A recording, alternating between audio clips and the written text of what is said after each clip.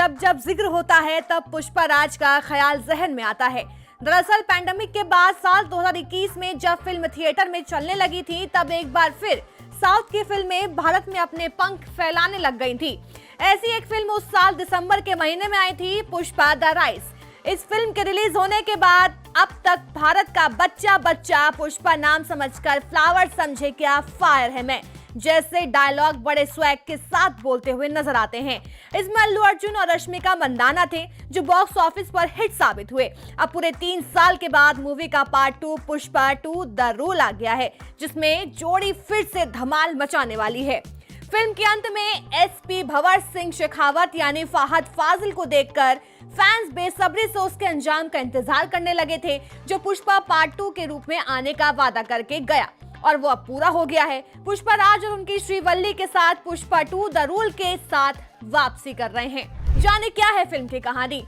Film की कहानी की बात करें तो इसके पहले पार्ट में दिखाया गया था कि कैसे पुष्पा काम के तलाश के सिलसिले में लाल चंदन की तस्करी में शामिल हो जाता है। वो कैसे कोडा रेड्डी यानी कि अजय घोष के साथ मिलकर लाल चंदन के पेड़ को काटकर वो मंगलम श्रीनु यानी सुनील के साथ तस्करी का भाव फिक्स करता है। इन सब के कंधे पर चढ़कर पुष्पा अंत में डायरेक्ट विदेश में डील कर लाल चंदन के तस्करी का मालिक बन जाता है।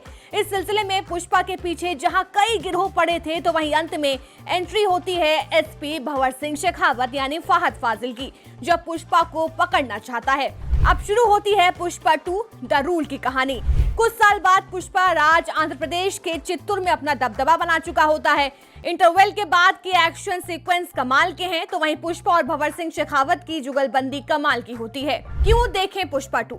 पुष्पा 1 की कहानी कुछ लोगों को पसंद नहीं आई थी। पुष्पा के मेकर्स ने ये फीडबैक सीरियसली लिया और उन्होंने अपनी कहानी पर काम करना शुरू कर दिया। पुष्पा 2 की कहानी पर खूब मेहनत की गई। पूरी कहानी में एक सीन भी ऐसा नहीं जहां हमें लगता है कि पुष्पा गलत कर रहा है। फिल्म में हिंसा भी है, लेकिन संदीप रेड्डी वांगा और रणबीर कपूर की एनिमल की तरह बिना सोचे समझे की जाने वाली हिंसा इस फिल्म में नहीं है। पुष्पा 2 में वॉयलेंस तो है, लेकिन ये वॉयलेंस अपने आप को जस्टिफाइड करता है। इस फिल्म में पुष्पा के बारे में जो बात सबसे अच्छी लगी वो उसकी पत्नी और बाकी महिलाओं के लिए सम्मान। पुष्पा 2 का ये हीरो महिलाओं के सामने आंसू बहाने को अपनी कमजोरी नहीं समझता। कभी कभी वो बैकफुट पर जाकर अपनी बीवी को अपने पक्ष में बोलने का मौका देता है। उसके लिए जितनी खुद की खुशी जरूरी है उतनी ही बीवी की भी खुशी जरूरी है। देखने के लिए बहुत छोटे सीन है, लेकिन ये साउथ सिनेमा की बदली हुई सोच दिखाता है और ये बदलाव अच्छा लगता है। पुष्पा के एक्शन सीन का निर्देशन भी कमाल का है।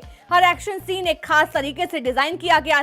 इसे देखने के बाद ऐसा लगता है कि इसे हम पहली बार देख रहे हैं। इस फिल्म को थिएटर में देखना एक शानदार एक्सपीरियंस होगा। 100 बात की एक बात, पुष्पा पहली एंट्री पर इतना बवाल नहीं करता जितना दूसरी एंट्री पर करता है। तो थिएटर में पुष्पा की दूसरी एंट्री हो चुकी है और उसने क्या बवाल किया ये जानने के लिए आपको थिएटर्स की तरफ रुख करना होगा।